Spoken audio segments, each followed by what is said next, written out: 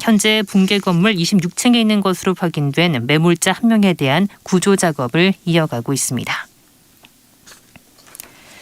끝으로 날씨입니다. 오늘 밤에는 전국에 구름이 많은 가운데 제주도에는 내일 새벽까지 비나 눈이 오겠습니다. 내일은 전국에 가끔 구름이 많겠고 추위는 차차 누그러져 낮부터 평년 기온을 회복하겠습니다.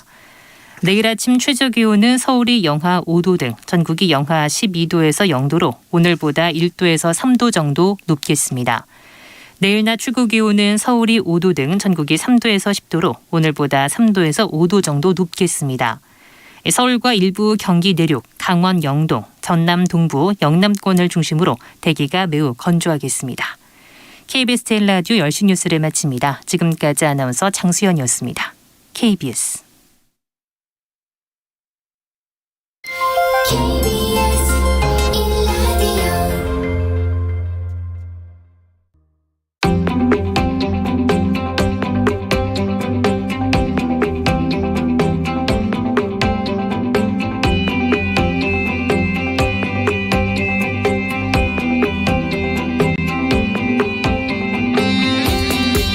김성환의 시사야.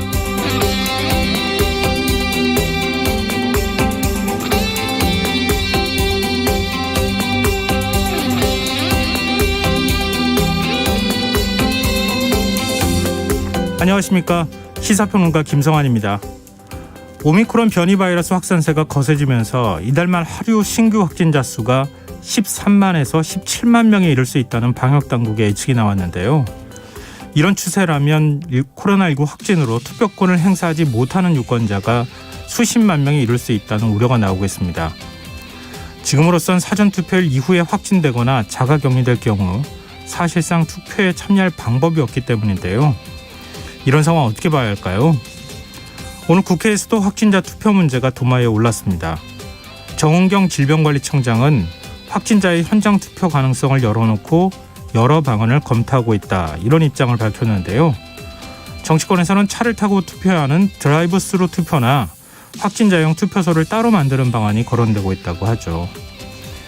이번 대선은 유력 후보들이 오차 범위 내에서 치열한 접전을 벌이는 상황인 만큼 코로나19 확진자들이 투표에 참여하지 못한다면 공정성을 둘러싼 논란과 심각한 선거 후유증을 낳을 수 있을 텐데요.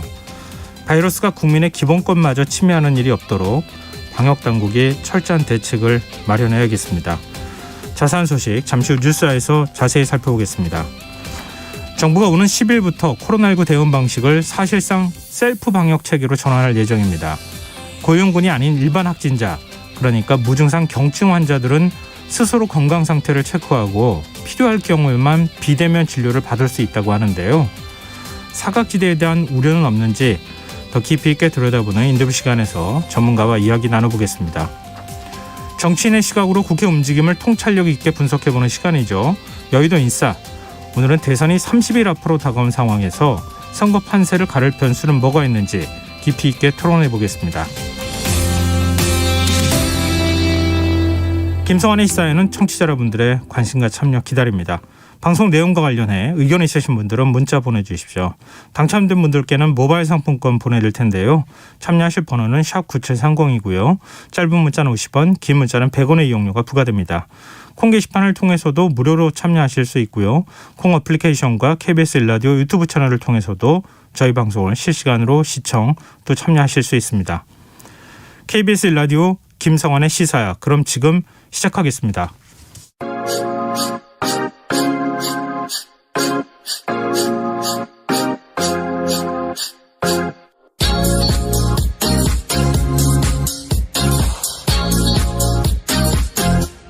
KBS 일라디오 김성환의 시사야.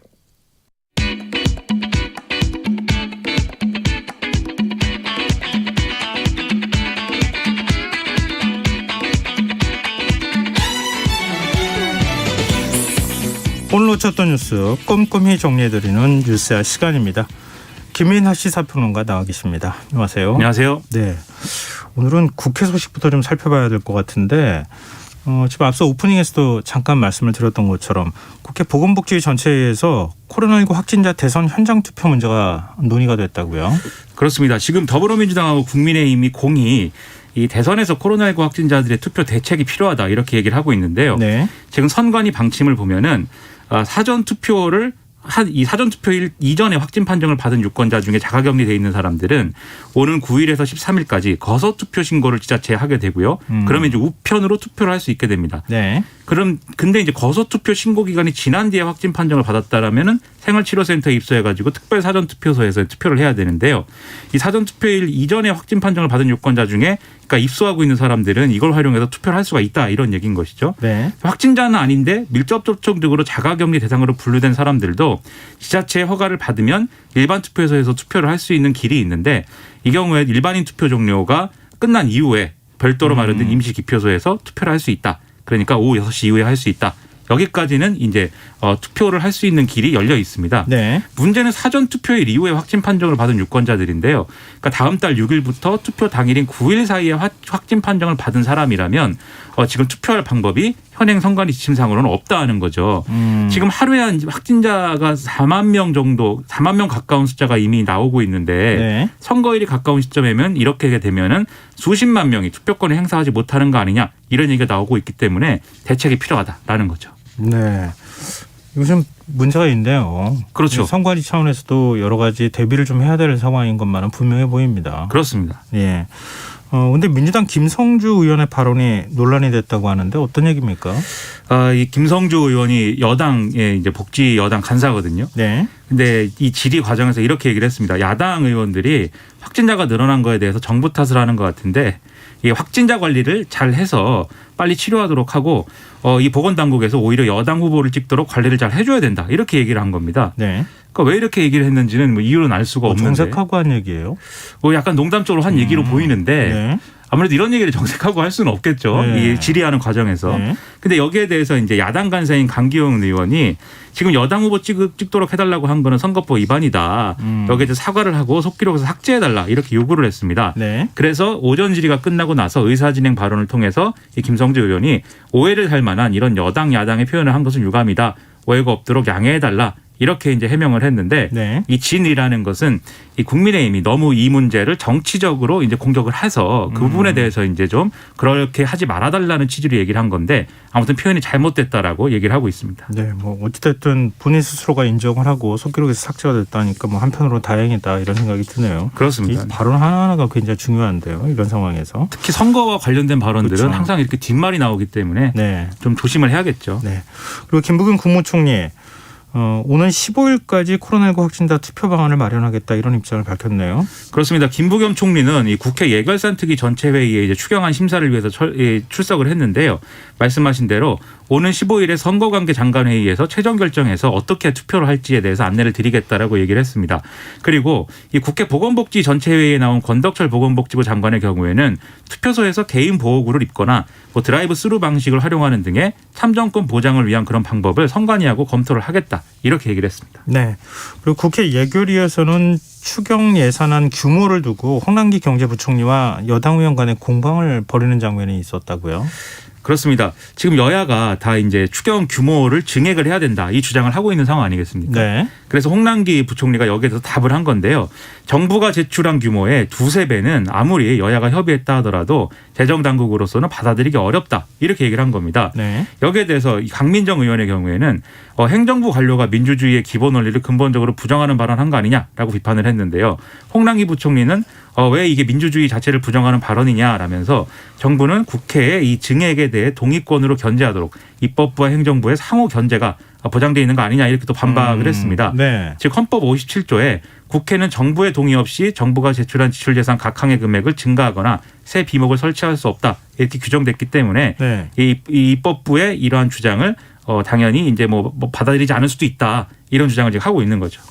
근데 홍남기 부총리 말과 달리 김부겸 총리는 조금 다른 얘기를 했어요.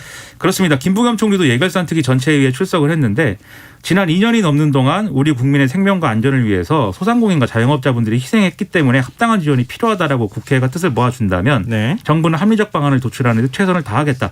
이렇게 얘기를 했습니다.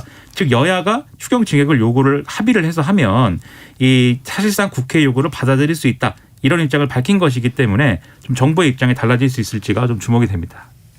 부총리는 안 된다고 하는데 총리는 검토할 수 있다. 국회가 합의를 해달라 이렇게 얘기를 하고 있는 건데 지금 홍남기 부총리는 헌법 조항까지 거론하면서 지금 안 된다고 얘기하고 있잖아요. 입장이 달라질 가능성이 있어요. 일단 김부겸 총리도 얘기하듯이 이 총리가 더 위지 않습니까? 내각을 통할하기 때문에 네. 부총리보다는 위인데 어쨌든 증액에는 동의할 가능성을 홍남기 부총리도 그렇고 김부겸 총리도 그렇고 얘기는 하고 있습니다. 네. 문제는 폭이 얼마나 되는 거냐. 지금 여야가 얘기하는 뭐 34조, 35조 뭐 여기까지 이를 수 있을 정도의 그 정도가 되는 50조까지도 거냐. 얘기하던데. 그렇죠. 예. 이 이재명 후보의 경우에는 막 그런 얘기도 하는데 일단은 이제 김부겸 총리는 물가나 금리에 영향을 확 미칠 게 뻔한 규모로는 할 수 없다 이렇게 얘기를 해서 네. 결국 이제 추경 규모가 늘면은 적자고체 편성이 이제 늘어나야 될 것이고 그게 경제에 악영향을 줄 테니까 돈이 많이 풀리게 될 테니까 그렇죠. 지금도 물가가 많이 올라가서 문제인데 그렇죠. 더 많이 풀리면 더 물가가 올라갈 가능성이 있다. 그렇습니다. 이걸 우려하고 있다는 거잖아요. 그렇습니다. 그래서 그런 가능성이 있는 증액에는 동의하기 어렵다. 이렇게 얘기를 해서 예. 아마도 동의를 하더라도 한계가 있을 것이다라고 생각이 되고요. 그리고 여야가 이제 합의를 할 수 있는 거냐 이것도 좀 짚어봐야 될 대목인 게 여당은 공식 선거운동이 시작되기 전에 본회의에서 추경안을 처리하자 이런 입장인데 야당은 우선 정부가 내놓은 이 추경안부터 처리를 하고 대선 이후에 차기 정부가 재원을 마련해서 새로운 추경안을 내자 이렇게 얘기를 하고 있어서 이 합의와 관련돼서도 좀 지금 결이 달라서 이것도 좀 어떻게 되는지 지켜봐야 될 것 같습니다. 네. 근데 국회 일거리 전체회의에서는 지금 예산안 문제 말고 대선 후보 의혹 문제를 두고도 공방이 벌어졌다고요. 그렇습니다. 국민의힘이 예결위원 사보임으로 김용판, 이종성, 박수현, 최승재 의원을 이제 배치를 했는데요. 네. 이 의원들이 와서 회의 시작부터 이 이재명 후보의 배우자 김혜경 씨의 과잉 의전 논란 이것을 집중적으로 거론을 하면서 상당히 이제 혼란스러운 상황이 연출이 됐습니다. 박수영 의원의 경우에는 김부겸 총리에게 이렇게 물었는데요. 지자체장의 배우자가 병원을 가거나 장을 보거나 친구를 만날 때 사적 정도로 정부의 공용 차량을 이용할 수 있느냐. 그리고 이 김부겸 총리가 행안부 장관일 때 내린 여러 가지 지침이나 이런 것들이 있는데 네. 이 지자체장의 어떤 배우자가 이렇게 하는 것이 가능하냐 뭐 이렇게 물어봤고 그다음에 유상범 의원의 경우에도 홍남기 부총리에게 부총리 산하에도 비서실 직원이 있는데 배우자 개인 일에 동원한 적이 있느냐 이렇게 물어봤습니다. 심지어 김용판 국민의힘 의원은 형수 욕설 문제 이걸 다시 끄집어내기도 했는데요. 이러다 보니까 민주당 의원들도 가만히 있을 수 없는 것이죠. 그래서 김건희 씨의 수준 낮은 언행과 무소불위의 정황을 덮을 요량으로 허위사실을 주장하는 박수영 유상범 의원 부끄러운 줄 알라. 문정복 의원은 이렇게 반격을 했고 또 이러면서 김부겸 총리에게 공간에 손님이 오면은 이렇게 법인카드로 쇠고기 같은 거 살 수도 있는 거 아니냐. 이런 얘기를 또 하면서 감싸는 모습을 보이기도 했습니다. 네. 김병주 의원의 경우에는 윤석열 후보가 과거에 검찰총장 인사청문회 당시에 그 군에 안 갔지 않습니까? 네. 부동시가 있어서. 네. 그래서 그 관련 자료를 제대로 이제 안 냈다라는 점을 지적을 하면서 이게 그러면은 군에 갈 땐 부동시다가 검사 시절엔 정상이 되고 다시 청문회 때는 부동시가 된 거 아니냐. 이런 건 의학적으로 불가능하다. 이렇게 지적을 했고요. 신정훈 의원의 경우에는 최근에 정영학 씨 관련 녹취록에 이제 김만배 씨가 형이 가진 카드면 윤석열 후보 죽는다 뭐 이렇게 네. 얘기한 거를 거론을 하면서 김부겸 총리에게 이 카드가 뭐라고 생각하냐 이렇게 묻는 상당히 혼란스럽고 이런 걸 이제 가관이라고 합니다. 이런 상황이 이제 벌어졌습니다. 김부겸 총리가 어떤 답변을 내놨었는지가 더 궁금한데 하여튼 뭐 얘기하기가 어려웠겠죠. 이런 그렇습니다. 질문에 대해서. 본론적인 얘기로 일관했습니다. 네. 대선 후보 움직임도 좀 살펴보죠. 국민의당 안철수 후보 노무현 전 대통령의 꿈꾼 나라를 만들겠다 이런 입장을 밝혔어요. 오늘 이제 중앙선거대책위 회의에서 아침에 국민께 어떤 말씀을 드릴까 생각하면서 문득 노무현 대통령의 인생과 정치 역정이 생각이 났다. 노무현의 꿈이었고 우리 모두의 희망인 나라를 내가 만들겠다 이렇게 얘기를 했는데요. 노무현 전 대통령 첫 국회의원 당선 지역과 정치의 출발점인 부산이 자신과 연고지가 같고 또 이 대통령 취임식 때 8명의 국민 대표 중에 한 사람으로 초청받았었다. 이런 인연도 얘기를 하면서 네. 역대급 비호감 대선을 보면서 노무현 전 대통령이 이 광경을 봤으면 어떻게 생각했겠느냐. 나는 바보 노무현의 길을 좀 기억하겠다. 이렇게 얘기를 했습니다. 그런데 지난 주말 민주당 이재명 후보, 국민의힘 윤석열 후보도 나란히 노무현 전 대통령 언급하지 않았어요? 그렇습니다. 이재명 후보는 경남 김해 봉하마을의 노무현 전 대통령 묘소 앞에서 눈물을 흘리면서 이 사람 사는 세상을 만드는 꿈은 노무현의 꿈이고 문재인의 꿈이고 이재명의 영원한 꿈이다.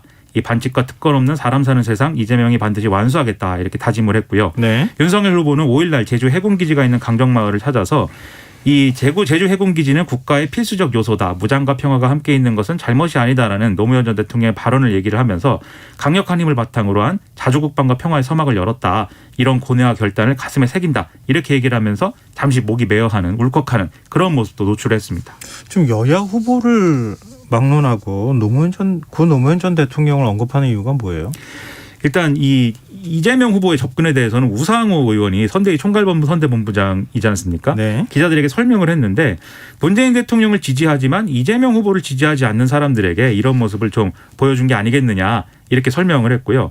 그리고 윤석열 후보의 경우에는 지금 언론이 중도층 더 넓게는 일부 진보층 지지까지 좀 확보하려는 그런 좀 중도 확장의 행보이다 이렇게 해석을 하고 있는 그런 상황인데 네. 아무래도 지금 현실에 있지 않기 때문에 노무현 전 대통령이 여러모로 그 당시에는 비판도 많이 하고 뭐 여러 가지 복잡한 정책 사정이 있었습니다만 네. 이제 와서 돌이켜 보니까 좀 모범적인 지도자였던 것이 아니냐 이런 여론이 국민들 사이에 있다 보니까 그런 것들을 좀 상기하는 그런 움직임이 아닐까 이런 생각이 좀 듭니다.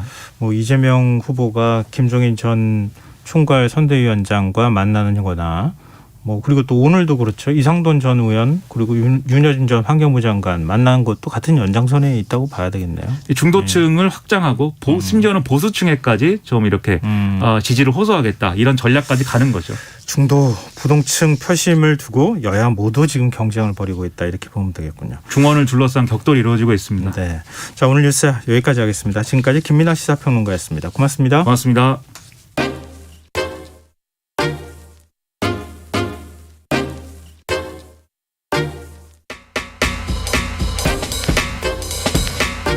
바쁜 당신이 알아야 할 모든 것 여기에 있습니다.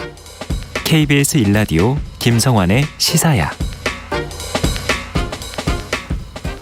정부가 오는 10일부터 코로나19 대응 방식을 사실상 셀프 방역으로 전환합니다. 60세 이상의 고위험군이 아닌 일반 재택치료자는 정부의 모니터링 없이 스스로 관리하는 시스템인데요. 문제는 재택치료 관리 체계에 더점이나 구멍이 생기는 것 아니냐라고 하는 우려가 나온다고 하는 겁니다. 지난 10일 코로나19 감염으로 재택치료를 받은 고등학생이 격리 해제 나흘 만에 사망한 사례도 있어서 그 우려는 더욱 커지고 있는데요. 이런 방역 사각지대를 어떻게 메울지 가천대의대 예방의학과 정재훈 교수 연결해서 얘기 나눠보겠습니다. 교수님 안녕하십니까? 네, 안녕하세요. 네, 새롭게 바뀌는 방역과 의료체계 설명을 좀 먼저 해 주십시오. 네, 우리나라에서는 이때까지 방역 체계를 3T라고 해서 진단검사, 역학조사, 격리를 기반으로 운영을 하고 있었습니다. 네. 하지만 지금부터 바뀌는 방역 체계가 이 3T 체계가 전환이 된다라는 것을 의미를 하고 있고요. 네. 이미 PCR 진단검사 체계는 신속 항원검사 체계로 바뀌어 있는 상태이고, 그리고 역학조사 같은 경우에도 자기 기입식 역학조사로 바뀌게 되면서 역학조사관에 의한 역학조사가 이제 중단되게 되었습니다. 그리고 마지막으로 확진자 같은 경우에 그리고 밀접 접촉자 같은 경우에는 자가격리를 수행을 하게 되었었는데요. 네. 이 자가격리 지침이 대폭 완화가 되었고요. 거기에 더해서 재택치료하시는 분들에 대해서도 특히 50세 미만이고 기저질환이 없으신 분들에 대해서는 재택치료라고 하더라도 특별한 서비스가 제공이 되지 않고 수동감시에 가까운 시스템의 형태로 바뀌게 되었다라는 것이죠. 개편된 체계는 언제부터 시행이 되는 겁니까? 네, 개편된 체계는 10일부터 적용이 될 예정입니다만 현장에서의 혼란이 어느 정도 예상이 되는 상태이기 때문에 네. 어느 정도 이행 기간을 가져갈 것으로 예상이 됩니다. 근데 그동안에는 모든 확진자를 선제적으로 관리를 해왔다고 하면 앞으로는 감염 취약층이나 고위험군 환자에게 치료 역량을 집중하겠다, 관리를 집중하겠다 이런 방향이잖아요.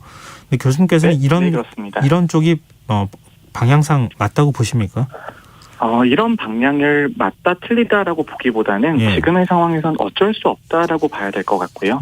지금은 경증 확진자가 급격하게 늘어나고 있는 시기이고 앞으로 또 확진자가 주 단위로 2배씩 증가하는 시기가 올 것으로 예상이 되고 있습니다. 네. 그리고 많은 전문가들이 유행 정점에서 15만 명 이상 정도의 확진자가 발생할 것으로 예상을 하고 있기 때문에 지금 과거의 체계를 유지할 경우에는 모든 분들에게 서비스를 제공할 수 없는 상황이 되기 때문에 차라리 고위험군에 대해서 선택과 집중을 하자라는 전략으로 가져가고 있다고 봐야 됩니다. 근데 제가 이제 이 시점에 대해서 여쭤본 건데요. 지금 이 시점에 지금 빨리 전환되는 게 맞다고 보시는지요? 저는 이런 전환이라고 하는 것은 점진적이고 천천히 가는 것이 가장 좋은 방법이라고 생각을 하는데요. 네. 이미 현실적으로 지자체에서의 역량이라고 하는 것이 한계에 도달한 상황이기 때문에 이번 주에 확진자 증가 추세를 본다라면 이번 주부터라도 일선 행정 인력들이라든지 재택치료 관리 의료기관들의 역량이 모자랄 가능성이 있습니다. 네, 그렇기 때문에 지금 시점에 어쩔 수 없이 전환하는 거에 가깝다라고 봐야겠죠. 네. 근데 아마 많은 분들이 좀 우려하실 거예요. 최근에 이제 확진자가 늘어나고 또 재택 치료를 하시는 분들이 부쩍 많아졌잖아요. 10만 명이 넘어가고 있는 상황이라고 하는데 이 뭐 예를 들면 의사나 아니면 의료소의 의료진들이 직접 모니터링을 하지 않게 되고 자가 진단을 사실상 해야 되는데 그럴 경우에는 이거 혹여나 좀 잘못되는 거 아닌가 걱정하시는 분들이 많을 것 같거든요. 네, 당연히 그런 불안감이 있으실 수밖에 없습니다. 네. 하지만 지금의 유행 상황이라고 하는 것이 저는 마지막에 가장 큰 고비가 남아있다라고 생각을 하고요. 이 고비에서는 의료 자원을 최대한 효율적으로 사용하는 것이 중요한 시점이기 때문에 아무래도 3회 접종을 마치셨다거나 아니면 연령이 어리신 경우에는 오미크론 변이가 중증화율이 높지 않은 것으로 나와 있거든요. 그렇기 때문에 고위험군에 집중하는 전략을 가져가는 것이 장기적으로 본다라면 코로나19와의 공존을 꾀하는 어쩔 수 없는 방안이 될 거라고 봅니다. 그러면은 자가 격리를 하게 될 경우에 그러니까 본인 스스로가 증상을 판단을 해야 된다는 거잖아요. 근데 이렇게 재택 치료를 할 경우에 주의해야 할 점이나 좀 조심해야 될 부분이 있다면요. 네, 지금 오미크론 변이 같은 경우에는 상기도 감염 위주로 되어 있기 때문에 발열이라든지 아니면 호흡기 증상들이 자주 나타나게 됩니다. 그것보다 더 중요한 것은 폐렴으로 진행하는 것인지 확인하는 절차가 필요한데요. 네. 본인께서 느끼실 수 있는 가장 중요한 증상은 숨이 차거나 호흡이 곤란한 증상들입니다. 그래서 그런 증상이 있을 경우에는 병원에 연락을 하거나 보건소에 연락을 해서 추가적인 진단을 받아보시는 게 중요하다라고 보고요. 네. 그리고 초기에 발열이라든지 기침이나 코막힘 같은 증상들은 공통적으로 나타나기 때문에 그 증상 자체가 특별하다라고 보기는 좀 어렵습니다. 하지만 호흡 곤란이나 아니면 숨이 찬 이런 증상 같은 경우에는 조금 특별한 증상이라고 볼 수 있기 때문에 그런 경우에 조금 주의하시면 될 것 같습니다. 만약에 제가 몸에 조금 이상이 있다, 좀 심상치 않다고 느끼게 될 경우에 그러면 동네 주변에 병의원이나 아니면 호흡기 클리닉 쪽에 먼저 연락을 해야 되는 겁니까? 의료기관에 먼저 연락하시는 것이 좋을 것 같고요. 예. 그리고 지자체별로 지침이 조금 다르긴 합니다만 긴급 상황에서 연락이 가능한 전화번호에 대해서도 안내가 갈 겁니다. 그리고 그 번호에 따라서 연락을 하시면은 의료기관에서의 비대면 진료부터 먼저 받으실 수 있게 되는 것이죠. 그게 미리 사전에 다 안내가 된다는 거죠? 그 지자체별로 조금 상이하긴 합니다만 어쨌거나 확진과 동시에 연락할 수 있는 기관에 대해서는 정보가 제공되는 것으로 알고 있습니다. 네. 근데 앞으로 동거 가족이 확진됐더라도 접종 완료자일 경우에는 자가격리가 면제가 되지 않습니까? 이 부분은 어떻게 보세요? 네, 지금은 확진자가 늘어나고 있고 확진자가 늘어날 경우에는 밀접 접촉자의 자가격리까지 시행될 경우에 동시에 너무 많은 국민들이 자가격리에 들어가는 문제가 있습니다. 그렇게 될 경우에는 사회 전체의 동력을 유지하기가 좀 어렵고요. 그리고 특히 필수적인 시설에서의 운영이 어려워질 가능성이 있기 때문에 자가격리 지침에 있어서도 지속적인 완화가 있는 것이고요. 그리고 또 하나 문제가 이제 가족이 확진이 되어서 모두가 자가격리를 하는 경우에 가족이 확진자가 다 자가격리 기간이 끝난다라고 하더라도 다시 한번 추가 격리를 해야 되는 문제가 있었거든요. 네. 그런 것들에 있어서 자가격리 기간을 조금 단축하기 위해서 여러 가지 위험 부담을 일부는 감수를 하지만 전체적으로는 자가격리 기간을 줄이는 것이 사회경제적인 피해를 줄일 수 있다라는 판단 때문에 지속적으로 기간을 줄이고 있는 것입니다. 네, 정부가 오미크론을 계절 독감처럼 관리하는 것을 검토하고 있다, 이런 보도가 나왔는데요. 그 교수님께서 혹시 이 얘기 들어보셨습니까? 계절 독감처럼 다룰 수는 있습니다만 그것이 오미크론 변이가 계절 독감만큼 위험이 줄었기 때문은 아니고요. 지금의 의료 체계와 유행 상황이라는 것이 그렇게 대할 수밖에 없기 때문에 더 가깝다고 생각을 합니다.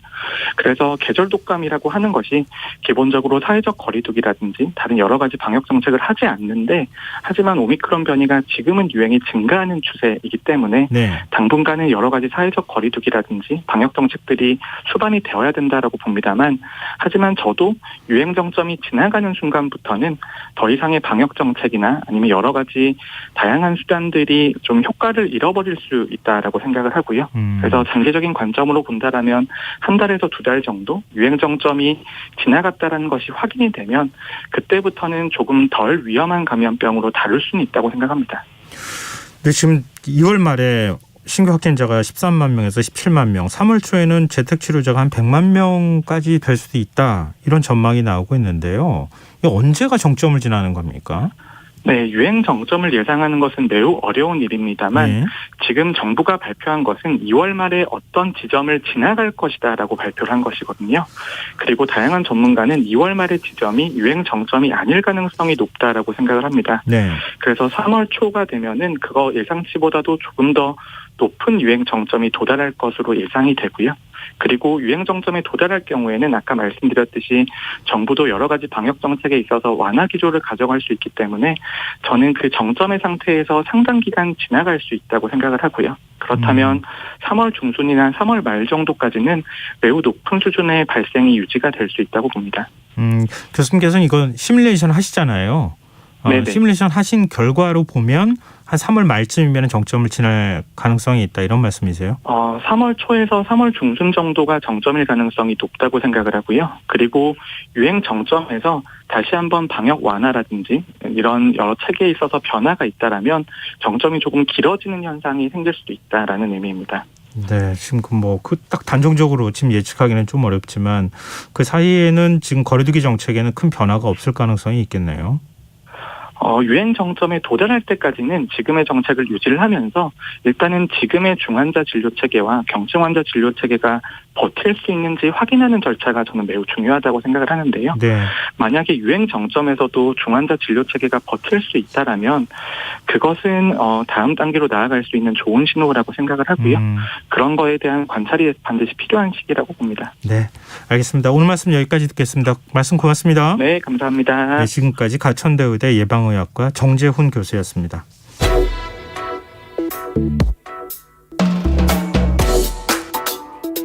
더 나은 내일을 준비하는 시간 KBS 1라디오 김성환의 시사야.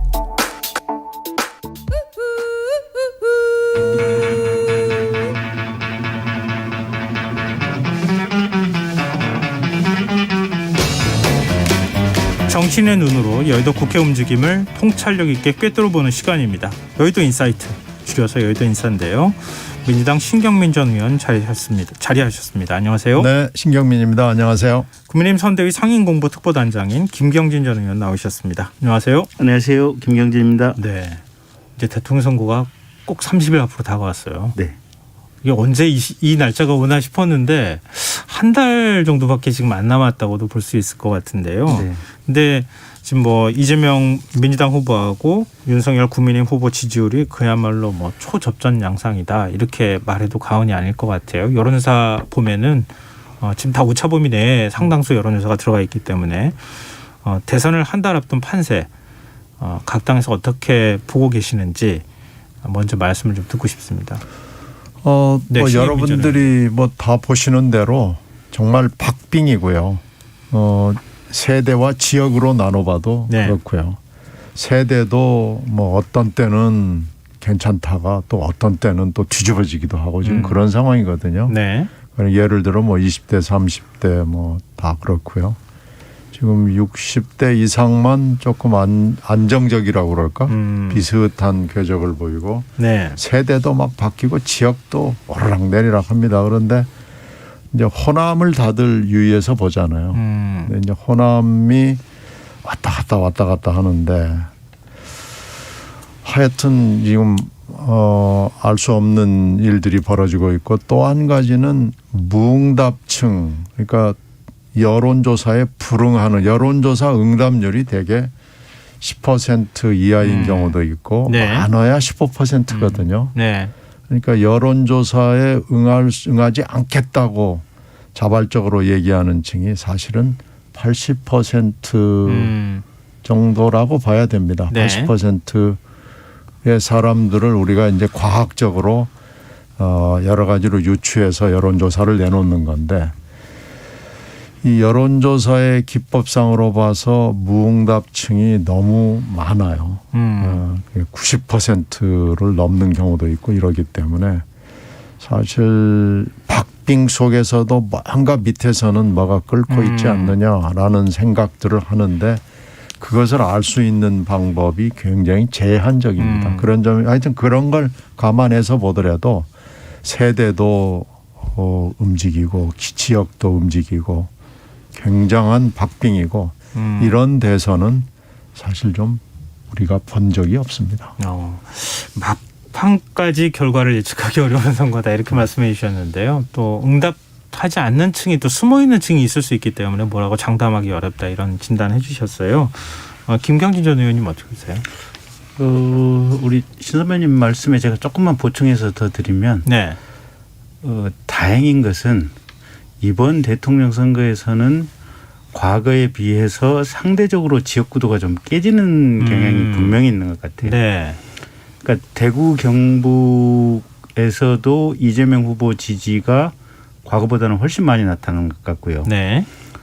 광주, 전남, 호남권에서도 윤석열 후보 지지가 과거에 비해서는 지금 여론조사 지표로는 월등히 나은 상황인 것 같고요. 그래서 이 두 지역에서 특정 정당 후보와 주민들의 지지율이 지금 많이 흔들리고 있는 과거에 비해서 상대적으로. 네네. 그건 오히려 좋은 것이 아닌가. 그런데 이게 세대별로 또 이제 특정 지지가 이제 명확하잖아요. 지금 보면. 예. 40대는 민주당, 50대는 반반, 60대 이상은 윤석열 후보. 20, 30대는 이슈와 상황에 따라서 정말 빠른 속도로 반응하면서 움직이는 어떤 지지 성향. 네. 이게 좋은 것인지 나쁜 것인지 네. 단위론적으로 봤을 때 그거는 평가는 어려운 상황이고 그래서 이번 선거는 2030 얘기가 많이 나오는 것이 아닌가 그렇게 보고 있고요. 어쨌든 여론조사 현재 지표가 대체로 윤석열 후보 우위기는 한데 이제 오차 범위 내의 우위가 대부분이어서 마지막 순간까지 정말 열과 성을 다해서 국민의 마음을 읽고 노력하는 그런 아마 대선이 되지 않을까 싶은 생각입니다. 근데 뭐 지금 이제 오차범위의 우위라는 표현 사용하셨지만 그건 의미가 없는 거니까 그냥 오차범위의 박빙이다 이렇게 네, 뭐 그렇게 표현하는 표현하시죠. 게 여론사의 그 정확한 수치를 공개하지 않은 입장에서는 그게 이제 맞는 표현인 것 같고요. 제가 볼 때는 김경진 의원님 표정이 달라졌다. 그거 보면은 지난번에 표정이 굉장히 안 좋으셨는데 지금 약간 여유가 생기셨다. 이게 선거 캠프에 있다 보면 네. 숫자가 어떻게 보면 얼굴 표정에 그냥 숫자만큼 이게 이 기름 게이지가 차는 거하고 똑같은 거죠. 선거 캠프는 여론조사 숫자가 벼슬입니다.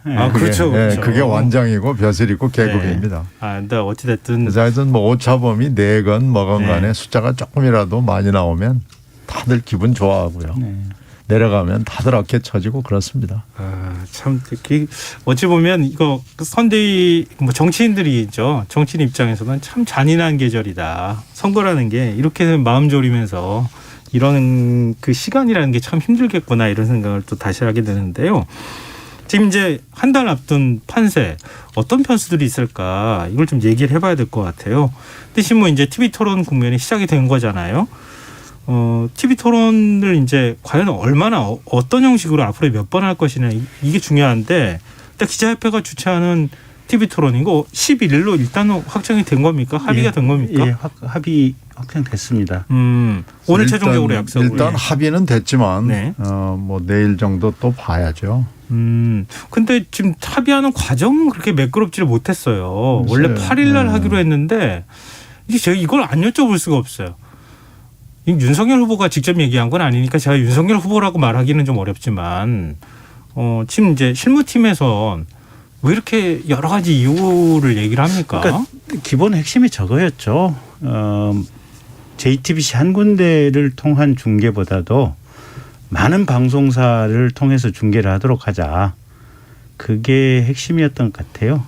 아니 근데 그것만 얘기한 게 아니라 JTBC 손석희 사장이 있는 곳이라서 편향적이어서 안 된다. 그렇게 얘기했다가 기자협회가 편향적이다. 이렇게 얘기했다가. 그 부분은 우리 이제 성일종 단장이나 또 황상무 단장이 얘기한 내용을 뭐 디테일하게 이 자리에서 설명할 필요는 없는데 네. 그런 의구심이나 문제 제기를 우리 쪽 캠프에서는 할 수 있는 부분은 분명히 있어요. 근데 기자협회는 그러니까 이제 기자협회에서 계속해서 이제 민주당 쪽에 뭐 비례대표 뭐 이런 문제라든지 뭐 이제 그러니까 뭐 이 자리에서 굳이 소소하게 제가 나열을 할 생각은 없는데 어쨌든 그런 문제 제기는 있었고 근데 가장 핵심은 어쨌든 종편 4사나 보도 채널까지 연합해서 다양한 방송을 통해서 중계가 나가면 많은 국민들이 볼 수 있지 않겠느냐, 이제 이런 부분이 핵심이고요. 결국은 이제 그 부분이 충족이 되면서 8일에 이제 됐던 것이 11일로 지금 확정이 된 거니까 네.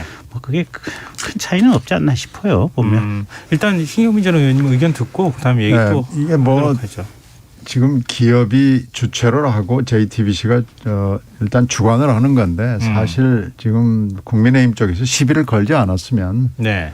종편 4사 더하기 이 보도 채널 두 보도 채널에서 4+2로 해서 갈 수 있었던 상황을 굉장히 복잡하게 고아놓은 건데 그건 뭐 후보야 물론 뭐 언제 어디서든지 내일이라도 바로 하자 이렇게 얘기하는 거죠. 네. 그런데 이제 실무팀의 태도가 문제죠. 근데 실무팀은 하여튼 뭐 상부의 뜻을 받들은 건지 자체 판단인지 모르지만 자꾸 그 없는 시비를 만들어내서 어떻게든지 줄여보려고 아니면 안 해보려고 한 건 맞고요. 네. 이제 21일 이후부터는 그 선관위 토론이 있기 때문에 시간이 없고요. 그러니까 이제 이번 주 다음 주인데 이번 주도 전반에 있던 걸 후반으로 밀어놨기 때문에 다음 주에는 뭐 거의 또 어려울 겁니다. 그렇게 되면 이게 이제 사실상 선관위 토론을 제외하고는 마지막이 될 가능성이 있기 때문에 4+2로 해서 6개사가 합동 중계를 하는 식이 되는 거죠. 그래서 이 상부의 뜻인지 뭔지는 하여튼 정확하게 모르겠습니다만은 토론을 선호하는 것 같지는 않고요. 국민의힘 쪽의 전략은 잘 맞아떨어졌다. 뭐 이렇게 저희들은 잘 봅니다. 맞아떨어졌다. 잘 맞아떨어져서 토론이 그러니까 지상파 공동으로 한번 하고 종편 플러스 보도 채널로 해서 한번 하고 해서 아마 이게 결국 마감이 되지 않겠느냐 이렇게 봅니다. 그래서 추가 토론은 매우 어려울 것 같다. 그렇게 전망합니다. 거기에 이제 어떤 전략이 숨어 있느냐 이걸 많은 사람들이 궁금해하는 거잖아요. 김동훈 기자협회장이 오늘 인터뷰에서 이런 얘기를 했어요. 네. 마치 협상판을 깨려고 나온 사람과 같은 행동을 계속했다.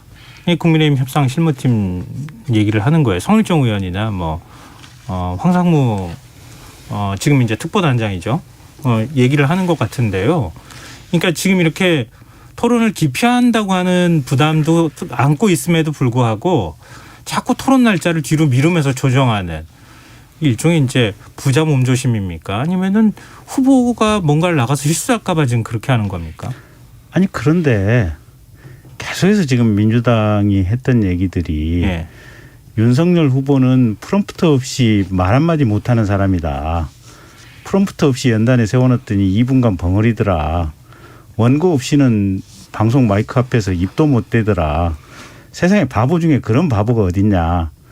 라고 하는 얘기가 민주당이 지금 윤석열 후보에게 더 씌워놓은 프레임 아니겠어요 보면. 네. 근데 실제로 우리가 당내 경선을 할 때 우리 김성환 앵커께서는 국힘 당내 경선 토론회가 지금 16번인가 열렸는데 네. 그중에 몇 번이나 보셨는지 모르겠지만 8차 토론, 4자 토론, 2자 토론, 양자 토론만 해서 3번을 했어요. 네네. 1대1 토론만 해서. 네. 그때 다 윤석열 후보가 잘 했어요. 그리고 엊그제 4자 토론도 보셔서 알겠지만 윤석열 후보 당당하게 자기가 가지고 있는 정치 전반 또 경제 뭐 여러 가지 이슈에 대해서 자신의 식견과 철학을 분명하게 얘기를 했거든요.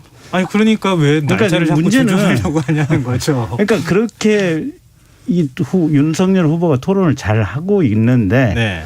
계속해서 민주당이 첫째 윤석열은 바보다 토론 못한다 하는 프레임을 씌우려고 했던 것이고 네. 두 번째는 거기에 연장선상으로 토론을 피하려고 한다라고 하는 프레임을 씌우려고 했었던 것이고 네. 어쨌든 큰 틀의 본질은 8일에 하나 11일에 하나 3일 차인데 네. 그게 무슨 얼마만큼 중대한 요소며 8일에 JTBC 방송사 하나 하는 거하고 11일에 방송사 6개를 하는 거하고 제가 볼 때는 국민들을 위해서라면 11일에 방송사 6개를 통해서 하는 거라면 제가 보기엔 오히려 충분하다 이렇게 보여지고 앞으로도 최소한 법정 토론이 3번 더 있죠. 네. 법에 정해진 네. 거. 그다음에 다음 주 정도 한 번쯤은 법정 토론 이외에 추가로 더 가능하지 않을까 싶어요 보면 어떤 형태가 됐든지 간에. 이건 근데 뭐 네네. 이렇게 네. 토론하면은 토론 협의를 하면은 협상이 잘 될 것 같지는 않고요. 하여튼 전반적인 인상은 토론을 선호하지는 않는 것 같다라는 인상을 지난번 토론 협상 때도 그렇고 이번 토론 협상 때도 그렇고 국민들한테 준 것은 맞죠. 그래서 이게 후보의 뜻인지 하여튼 뭔지 모르겠습니다. 아니면 실무 협상팀의 전술 전략인지 분명치가 않은데 이건 좋은 건 아닙니다. 그래서 이제 핑계를 대려면 이유를 대려면은 근사한 걸 대야 되는데 기자협회의 편향성, JTBC의 편향성을 들었거든요.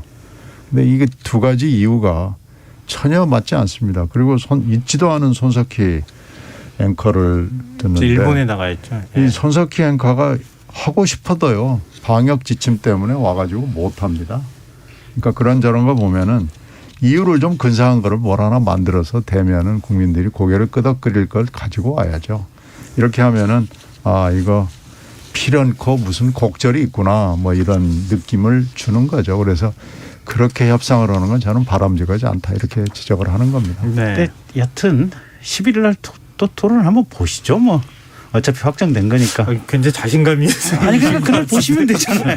뭐 도대체 이게 토론 3일 늦춰진 걸 가지고 이렇게 열을 내실 문제가 아니고 예. 11일 날 토론하시는 걸 보면 되잖아요. 아, 이게 지금 이제 굉장히 자신감 있게 얘기해 주셨어요. 지난 3일 토론회 끝나고 난 다음에 이게 그 기저효과 때문입니까? 윤석열 후보의 평가가 후하게 아니 나온다 근데 이렇게 얘기가 지난번에도 나오는데. 이게 당내 경선할 때도 1대1 토론을 3번을 했다니까요. 아니, 이게 실제 네. 토론을 하다 보면 룰이 있고요. 네. 시간 제한이 있어서 완승 완파 이런 건 없습니다.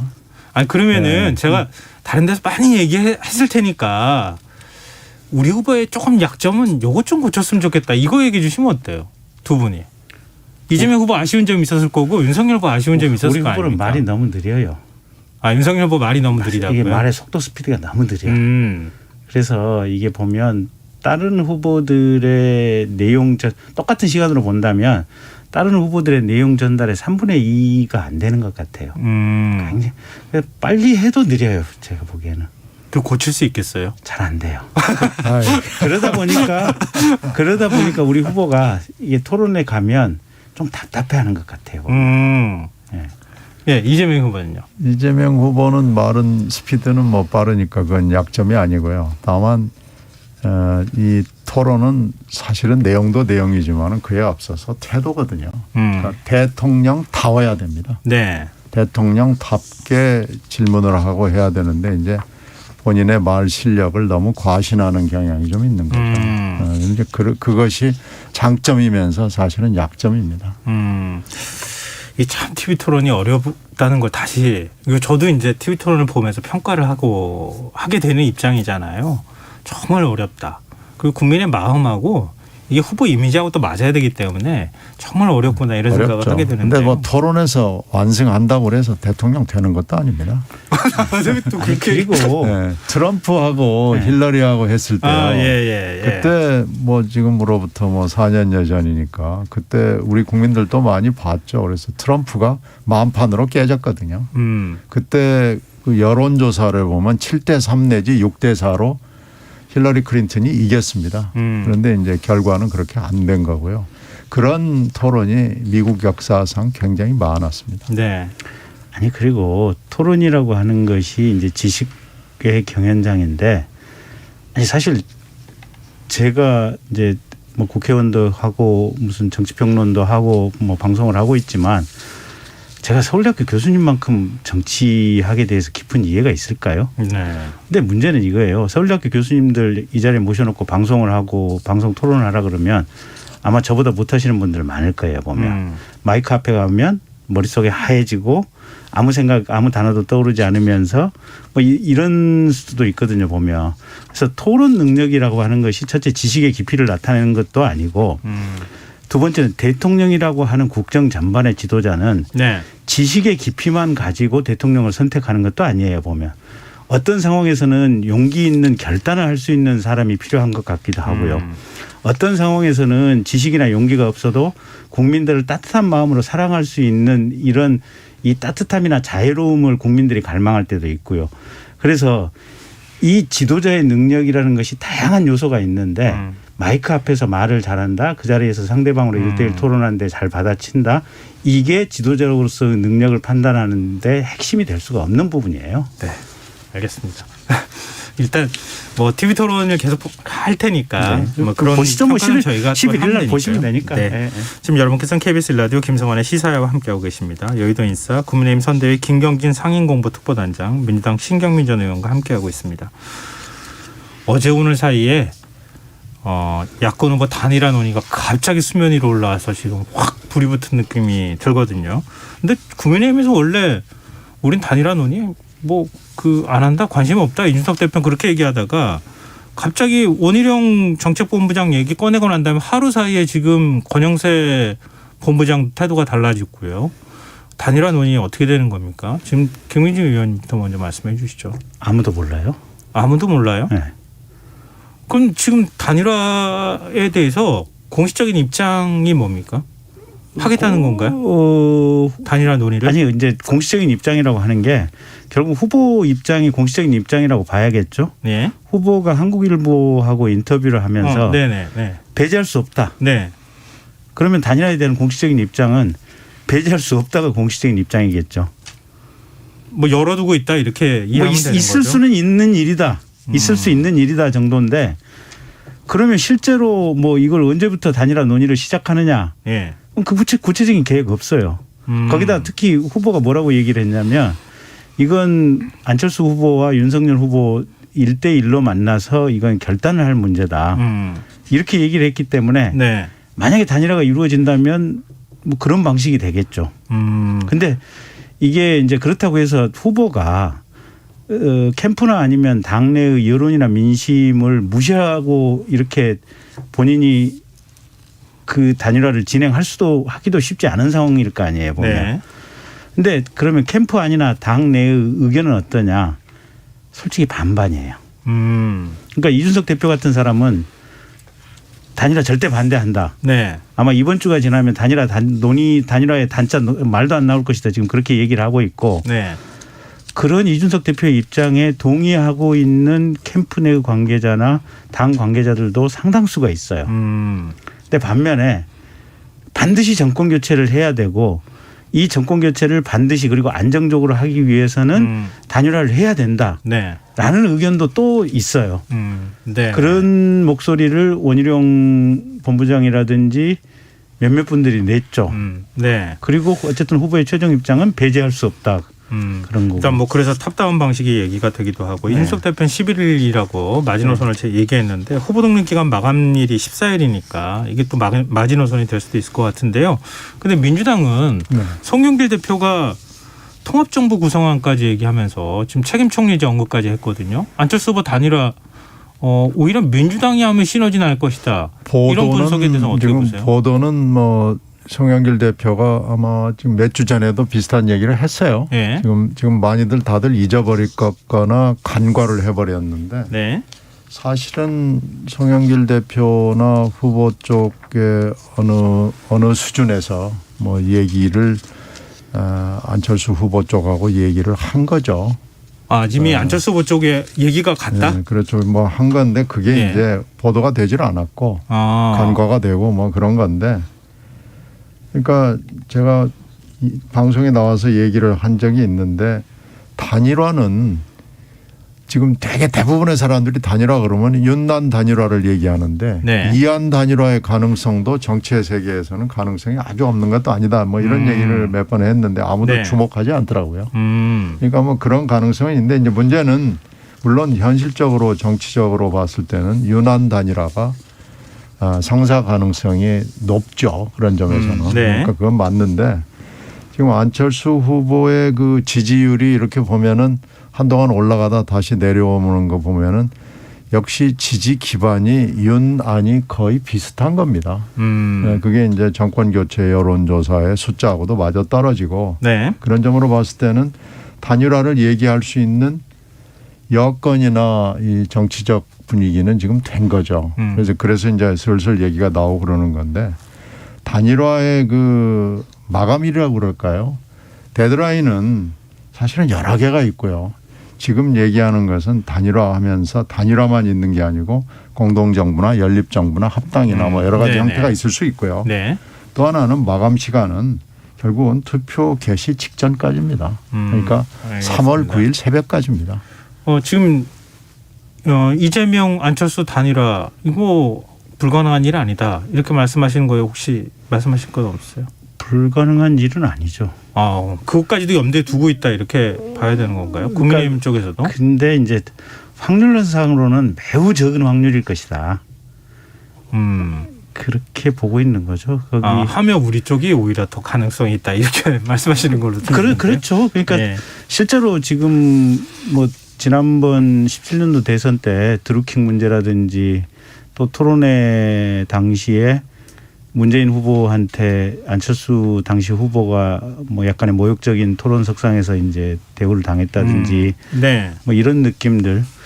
그다음에 결국은 이제 민주당 내에서 친문 세력이 싫어서 안철수 후보가 떨어져 나오면서 그때 국민의당이 창당이 됐었던 거 아니겠습니까? 네. 그리고 작년 서울시장 선거에서도 안철수 후보가 오세훈 시장하고 단일화를 했었잖아요. 그러면 전체적인 큰 틀의 흐름을 가지고 본다면 윤석열 안철수 단일화 가능성은 상당히 높다고 보여지지만 이재명 안철수 단일화는 불가능한 것은 아니지만 네. 확률론적으로는 매우 적은 수치라고 봐야죠. 근데 두 분 다 단일화 국면이 시작됐다 이거엔 동일하시는 거죠? 네. 시간이 됐습니다 이제. 예, 그리고 알겠습니다. 뭐 마감 시간이 결국은 투표 개시 직전까지기 때문에 네네. 3월 9일 새벽까지 할 수 있거든요. 네네. 그런 점으로 봤을 때는 뭐 11일, 12일, 13일 얘기하는 건 별 의미가 없고요. 네. 투표용지 인쇄 또 사전투표, 투표 개시 직전 그래서 계속해서 단일화 얘기는 끊이지 않고 나올 겁니다. 근데 이거 하나 좀 여쭤보고 싶어요. 이재명 후보가 어젯밤 김종인 전 총괄 선대위원장하고 국민의힘 비공개 회동했거든요. 그리고 또 오늘 이상돈 전 의원 또 윤여진 전 장관하고 만나는 이런 행보를 보이는데요. 이게 어떤 의미가 담겨 있습니까? 뭐 여러분들이 생각하시는 거하고 뭐 다 똑같죠. 다만 이제 이상돈 전 의원은 중앙대학교 법대 은사 관계, 은사 제자 관계로 사실은 이상돈 전 의원은 일찍 결합이 돼 있었으니까요. 이것은 지금 이제 만난다는 말하자면 표시 정도일 것이고요. 이제 문제는 김종인 전 비대위원장일 텐데, 네. 김종인 전 비대위원장은 뭐 오는 사람 막지 않고 가는 사람 막지 않고 오는 사람이기 때문에 그런 분이잖아요. 그래서 이걸로 이제 말하자면 지지 세력으로 돌아섰다. 뭐 선대위에 합류할 가능성도 있다. 이렇게 보는 건 아직은 좀 아닌 것 같습니다. 그러나 만난 행위 자체 그러나 정치적 의미는 뭐 분명히 있는 거죠. 네. 김경진 의원님 어떻게 보십니까? 그러니까 만남 행위 그 자체를 가지고 중도층이나 이제 보수층 성향의 국민들에게 이게 우클릭하고 있다. 이런 느낌을 이재명 후보가 주기 위한 액션이다. 지금 이렇게 보여지고요. 네. 뭐 선배님 말씀하신 대로 이상돈 교수님이 오래전에 박영선 서울시장 후보 도우면서 이미 민주당 쪽하고 함께 지금 행보를 같이 하고 있는 분이고 네. 김종인 위원장님 같은 경우는 본인이 이제 평소 워딩이 정권교체의 여망이 너무 높다. 그래서 아마 사실은 이재명 후보를 도울 수는 없는 상황일 거예요. 본인이 여태까지 말씀하신 내용 때문에. 그래서 결국은 국민들에게 보여주는 그 메시지를 위해서 만난 것이 핵심이다. 이렇게 보여집니다. 네, 알겠습니다. 오늘 여의도 인사 여기서 마무리해야 될 것 같습니다. 지금까지 민주당 신경민 전 의원, 국민의힘 선대위 상임공보특보단장인 김경진 전 의원 두 분과 함께했습니다. 두 분 말씀 고맙습니다. 네, 고맙습니다. KBS 라디오 김성환의 시사야 1부 순서는 여기서 마무리하겠습니다. 전 11시 정각 2부에 다시 오겠습니다.